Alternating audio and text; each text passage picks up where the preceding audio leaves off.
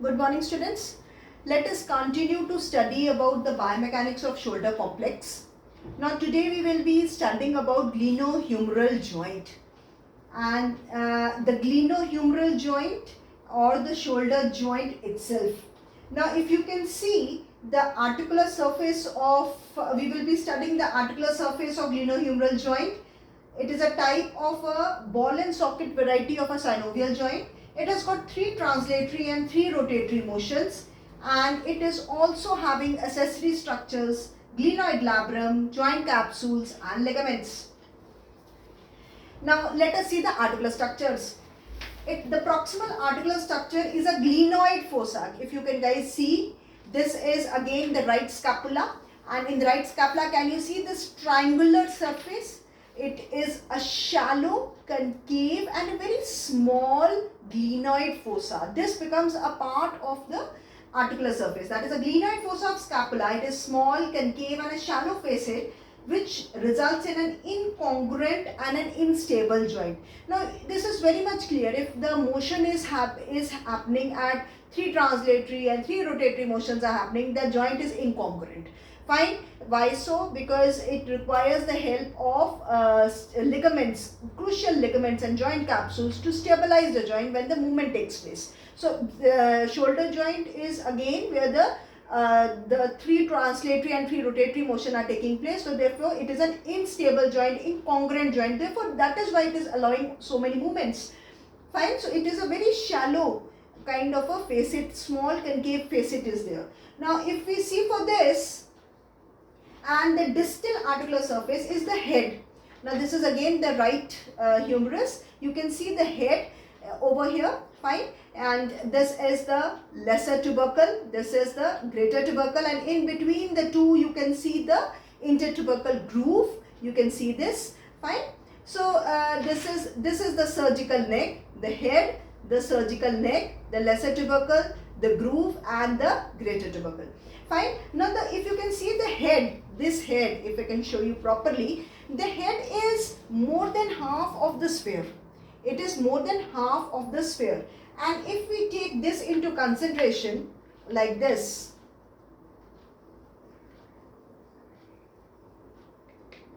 fine. If I take, I'll show you like this.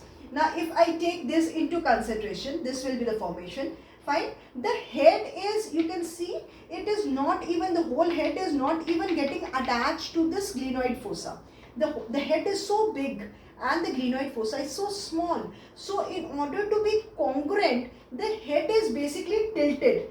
This head is medially tilted and it is superior and posterior orientation is there, so that basically it is medial. I have rotated it medially, little bit superiorly as well as posteriorly oriented, so that it becomes congruent with this, with the groove. It becomes congruent with the groove. So if I put it like this, it is not possible to attach. So it is little bit medially rotated, it is little bit superiorly placed, and it is little bit posteriorly tilted, so that it is very much congruent with the groove. Fine. Now the factors which improve the congruency. Now altering the resting position of the scapula alter the congruency of the glenohumeral joint. We have already discussed in the previous video that there is an integrated motion of scapulo-acromioclavicle, sternoclavicle joint and the scapulothoracic joint. Now whenever we are working on a closed chain movement is taking place, you see that whenever there is the dissipation of forces takes place, so glenohumeral joint becomes a part of it. If the scapula resting position is changed, we know that it is interiorly tilted, it is upward rotated, and it is little bit of deviated from the midline 5 to 10 degrees. So all this deviation, if there is a change in the resting position of the scapula, the congruency of this shoulder complexes also changes, because if this is not interiorly tilted properly or it is not inferiorly rotated outwards properly, so this kind of a congruency is affected. Now if it is straight like this, you can see it is very difficult to be congruent. So it is little bit of anterior tilt in this plane of scapula, the shoulder is very nicely going, because you can understand why it is a kind of a going superiorly, posterior rotation takes place and little bit of medial rotation takes places, so that it becomes congruent with the joint. Now this you understand, so the resting position of scapula plays a very crucial role in the congruency of the glenohumeral joint. The second thing which is important is, as I told you, if the interior tilt of scapula increases, now normally you understand the interior tilt of scapula is 20 to 30 degree. Now if even 5 degree more takes place, normally it's 20 to 30 degree, moreover the anteversion of humerus, the motion is anteversion of humerus will take place, so that to make this joint congruent. Similarly, if it is more posteriorly tilted, that is, it is more posteriorly tilted, that is more than 30 degree, the retroversion of the humerus will take place. Now, to make you understand with this terminology, let us understand what is this. There are two angles which are important over here. Is, if I can show you, there is an angle which is called as angle of inclination. The angle or the line passing through the head and the neck, and the line passing through the what? The longitudinal axis of the humerus. The angle which is formed is 135 to 150 degree. Now this is called as angle of inclination. Now if this line, the line which is passing through the head and the neck, and if we cross and we bring it down, and the line passing through the condyles, and when we try to join this angle with the line passing through the head and the neck and the line passing through the condyles will result in an angle called angle of torsion, which is round about 30 degree. Fine. Normally the humeral head is posteriorly tilted. We have already seen it is medially rotated, somewhat superior and posteriorly tilted, and this is retroversion of 30 degrees there, so that the joint is congruent. Normally it is retroverted, the head is retroverted. Now if the scapula is more internal rotated, the humerus is retroverted, so that the joint is congruent. This is in normal condition. Therefore, what happens is the lateral rotation of humerus is more than the medial rotation. What does this mean? The scapula is medially rotated. If this is the scapula, you see that the scapula is little bit of medially rotated. You know that there is a kind of a medial rotation of the upper, and this is rotated. The inferior angle is 5 to 10 degree tilted outwards, and the superior angle is little bit tilted inwards. So that is, the scapula is internal rotated. The humerus is little bit of posteriorly tilted, and therefore it causes this results in the lateral rotation is easier as compared to the medial rotation. Why so? Because of this position itself. Because again, the medial rotation, they will be obstructed by the lesser tubercle. You can see that this will be disrupted by the lesser tubercle, whereas in lateral rotation it will not be disrupted by any of the tubercles. So the lateral rotation is more of the humerus as compared to the medial rotation. Fine. So is this clear? So let us see this again. The factors which affects the congruency of the shoulder complex or the shoulder joint is the resting position of the scapula, that is the anterior tilt of the scapula. If it is more, anteroversion will take place. What is anteroversion? Anteroversion means the normal position of the head of the humerus is posteriorly tilted 30 degree. If it is less than 30 degree, it is called as anteversion. Fine. So if this tilt is more than 20 degree, maybe 5 degree more, there will be anteroversion of that is the posterior 30 degree will reduce. The posterior tilt of the humerus will reduce in order to improve the congruency. It will come into a position of anteroversion. Fine. Whereas this is a normal tilt, the posterior tilt is retroversion of the humeral head, which is more than 30 degree. I think this is clear. This is the angle of inclination and this is the angle of torsion. Fine. Writing it again, normally the humeral head, or repeating it again, normally the humeral head is posteriorly tilted, retroversion is 30 degree to improve the joint congruency. The scapula is internal rotated, the humerus is retroverted to increase the joint congruency. Therefore, the lateral rotation of the humerus is more as compared to medial rotation. Now, if you rotate it posteriorly, now the medial rotation is restricted by the lesser tubercle, whereas the lateral rotation is not been restricted by any of the tubercles. So, the lateral rotation is normally more as compared to the medial rotation. Fine. So this is about the articular surface. Now let us see about the other structures which are very much important over here is glenoid labrum. Now since you understand this structure is very much shallow, it is a concave small cavity or a facet on the scapula. Now this is in order to accommodate this much big head, there need to be a fibrocartilaginous structure. Fine. This structure is basically, if you can see over here, it is binding or it is giving a boundary to this area. This is giving a boundary to this area, and it prevents the anterior and inferior translation or dislocation of the head of the humerus during those abduction or upward movement activities, because their chances of moving inferior dislocation is more as well as the interior dislocation is more. So this labrum is very much responsible for protecting the interior as well as the inferior translation. Now if I can say, it is responsible for increasing the congruency of the glenohumeral joint by 50%.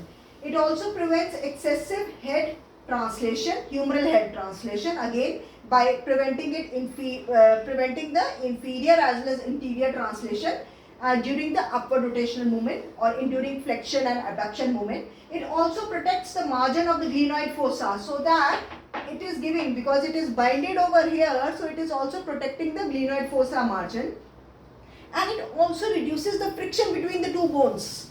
It is also important for the joint dissipation of the joint contact forces in a closed chain exercises. Whenever there is a closed chain, there is a dissipation of forces takes place. So it also reduces the friction, it dissipates the contact forces, and it also protects the margin of the glenoid fossa during this closed kinematic chain exercises. And it becomes a site of attachment of biceps brachii and other glenohumeral ligaments. Fine. There is another thing, because these accessory structures, since it's an incongruent joint, the accessory structures play a very crucial role in glenohumeral joint. The first structure was the glenoid labrum, as we have discussed it now. The second important structure is the joint capsule.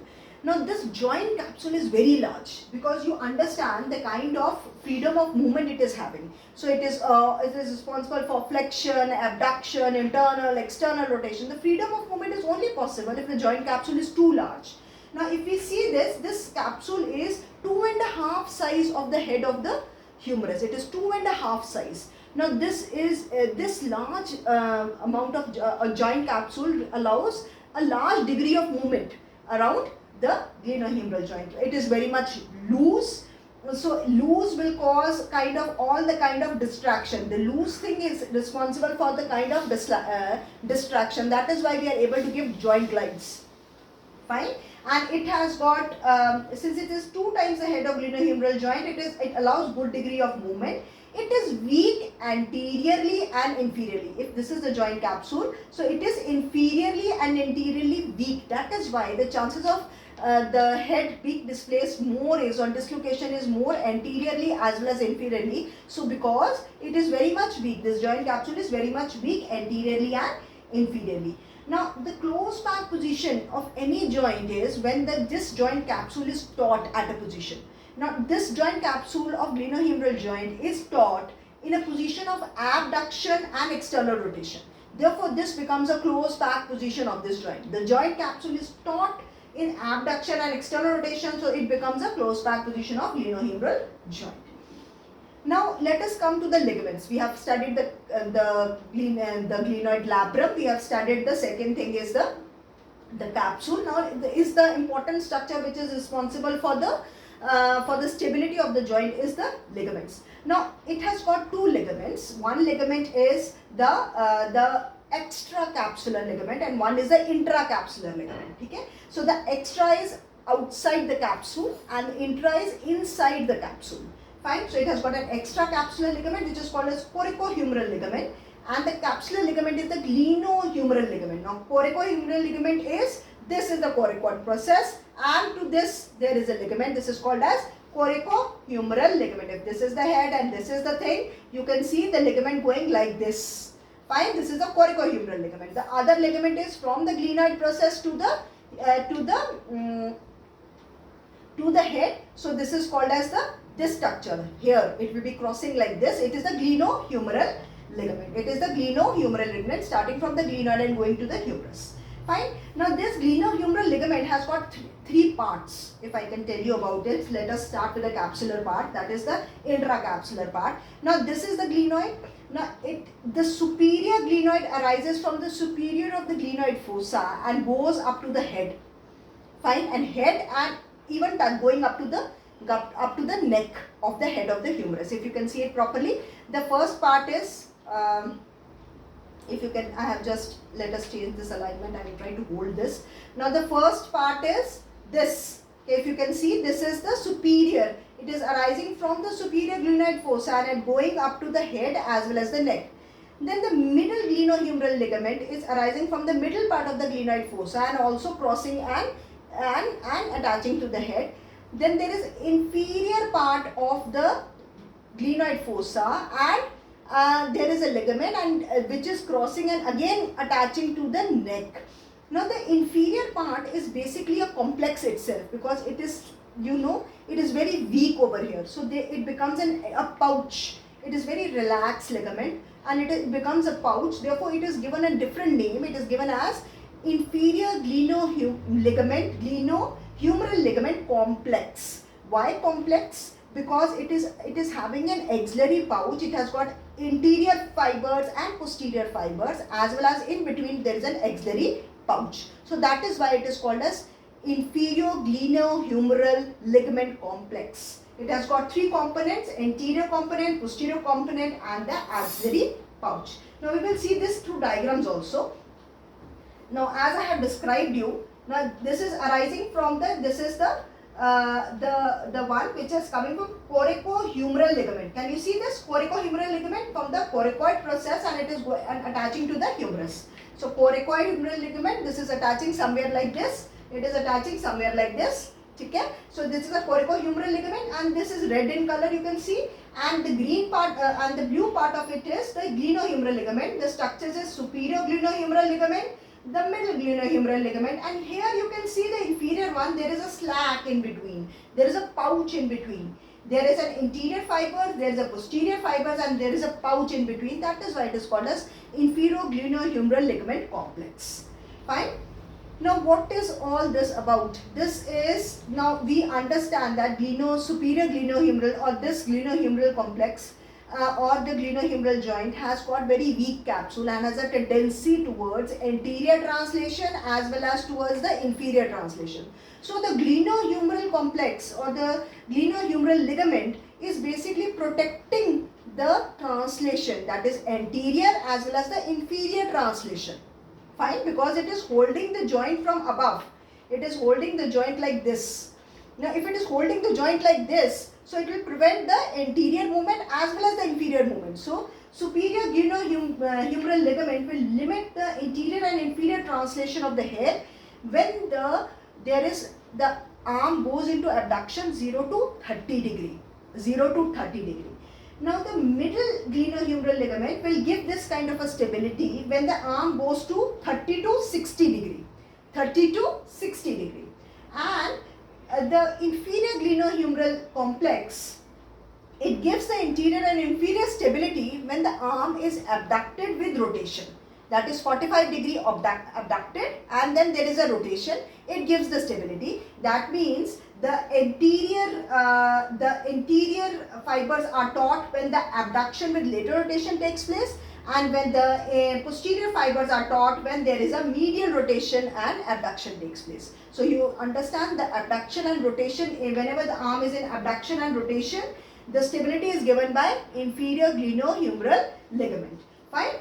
So in this position it is done. The axillary pouch is basically taut, and when the axillary pouch is taut, only then the stability starts. Anterior and posterior fibers give stability to the glenohumeral joint.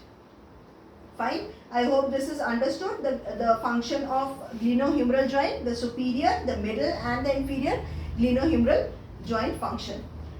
Now the next is the corracohumeral ligament. Now corracohumeral ligament, as I told you, arises from the coracoid process and gets inserted into the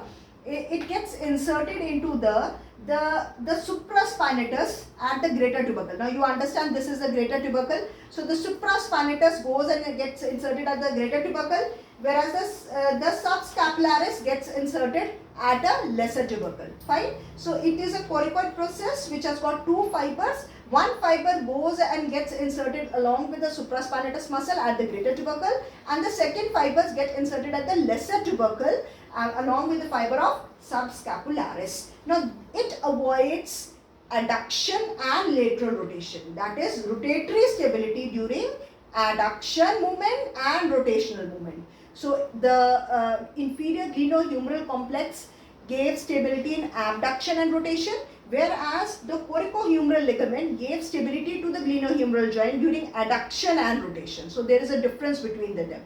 Fine. So the abduction movement is controlled basically by the glenohumeral joint, whereas the rotational movement is controlled by both. One, the inferior glenohumeral complex controls the rotational stability of the glenohumeral joint, and the corracohumeral joint controls the rotational stability during adduction. Fine. Now these are the structures. If you can see from yourself, I tried to show you showed here, but I wanted to show you in the figure itself. Here, this is the supraspinatus muscle. Can you see that it is going and getting inserted at the greater tubercle, and this is somewhere the lesser tubercle, the subscapularis muscle. Then you can see the distance, or you can see there is a space where you can see corracohumeral ligament passing through, the superior glenohumeral ligament passing through this. Fine. There are structures which are passing through in between. Fine. Now this I wanted to show you again.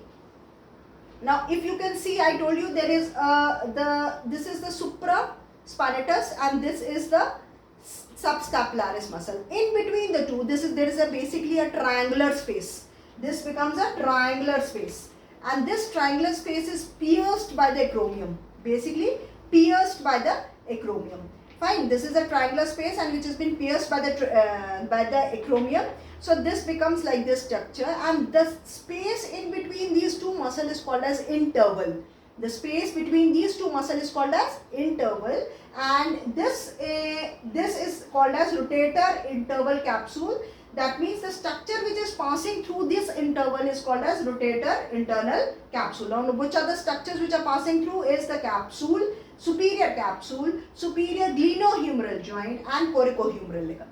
So the superior glenohumeral ligament, corracohumeral ligament and the superior capsule passes through the structure or passes through the interval between the supraspinatus and subscapularis muscle. So this is called as rotator internal capsule. I'll try to show you in figure also. Can you see? This is supraspinatus muscle and this is subscapularis muscle, and this is basically the acromial, and this is the basic interval in between. In between this, the three structures are passing, that is the superior capsule, the superior glenohumeral ligament and the corracohumeral ligament. These three ligaments are passing in between in this interval. So it is a very important point where this structures are passing through. Fine. And in injuries, it's very common site of injuries also. Fine. And this is another view of showing you the same, how this is attached. Can you see for yourself? This is again the glenoid labrum, and in the labrum itself you can see how the biceps tendon is getting attached to the labrum, as well as the superior glenohumeral joint is also getting, superior glenohumeral ligament is also getting attached to the labrum. Fine. This is the supraspinatus muscle and this is the subscapularis muscle. If you dissect it, you will see this kind of a image. Fine. Now the next thing which is important over here is the corracoacromial arch. Now this is a corracoacromial arch. Now what is the corracoacromial arch? It is, as the name suggests, it has got coracoid process, it has got acromion process, it has got AC joint and a corracoacromial ligament. There are four structures which forms this corracoacromial arch. Now what is this? The coracoid process, the acromion, the AC joint and the corracoacromial corracoacromial. Now if this is the joint, okay, there is a coracoid process, there is acromium, corracoacromial ligament, and the which part it is important is the part is the AC joint.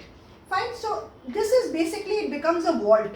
What is a vault? It becomes a protection. It becomes a roof. It becomes a ligamentous roof because it has got a bony structures also involved in it, as well as the ligament structures are also involved in it. Therefore, it's called as osteo-bone ligamentous vault roof. Fine. Vault. Okay. Osteo mean bones. Ligament is for the corracoacromial ligament, and it becomes a roof. Now, if this is the roof, now let us see the structures which are passing through it. Can you see this structure? If this becomes the roof, there will be structures passing through it. Now let us see these structures. They are basically rotator cuff muscles, supraspinatus muscles, biceps tendon, and subacromial bursa. The four structures which are passing through it is supraspinatus, rotator cuff tendon, biceps tendon, and subacromial bursa. And this is responsible also for preventing the superior translation of, it protects the superior translation of head. Can you see, this is the head, and it is preventing the superior because it is a vault over here, so it will not allow the head to move superiorly. The superior translation of human head, humeral head is protected, or is controlled, or it is restricted by the coracoacromial arch. Now if you can see in this figure, the acromium is there, the coracoid process is there. This is called as the coracoacromial ligament, and the deltoid, how it is passing through. Okay? So there is a subacromial here, there is a bursa, or it is also having two bursas, subacromial bursa or subdeltoid bursa. So bursa is basically a cavity which can be because of the rubbing of these structures, or when we put a bag over here for a prolonged period of time. So what will happen is this bursa will be inflamed, or they will cause, why it will be inflamed? Because the tendons which are passing through will be rubbed against this bursa, and chances of inflammation can be there. So there is a tip of, the patient will say, I have a pain at the tip of my shoulder. Fine. So this is, it is very important. This is very much, coracoacromial arch is very much important because it protects the structures which is passing beneath through it, and it is basically a space. It is basically a space which allows the tendons to pass through very smoothly. Fine. There is also subacromial space. Now if this is the area, there is some subacromial space. The acromium, this is also a part of the subacromial space. Can you see for yourself? There is a subacromial space is there. Fine. And if this is the subacromial space, and this is subhumeral space, it is also called as subhumeral space. It is also very much important because it is a part of the functional joint of the shoulder complex, and it is a space between this arch, that is the coracoacromial arch, as well as the humeral head. So there is a small amount of space which is called as subacromial space. Now if you can see, this is the structure, this is the you can see the arch, that is the acromium and the coracoid process.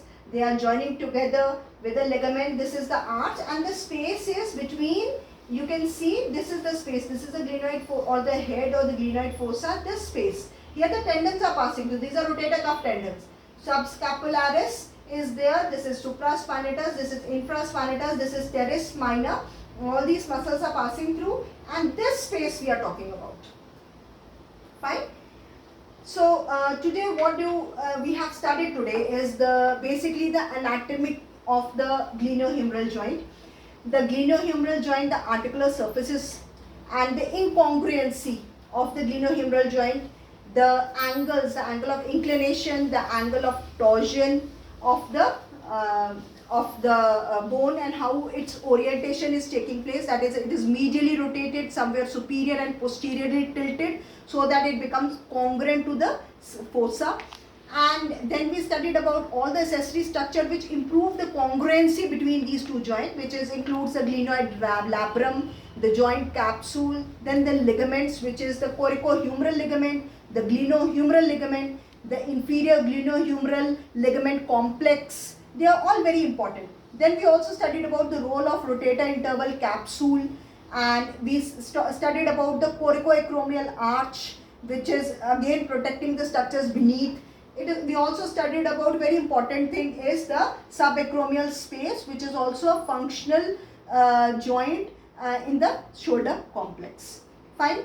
In the next lecture, we will be going through the motions of the glenohumeral joint, that is the osteo and the arthrokinematics and the scapulohumeral rhythm. I hope guys you have understood the topic, and these lectures are useful for you to just revise what all you have studied. And if you have any doubts, please WhatsApp me or put it in comments. Thank you.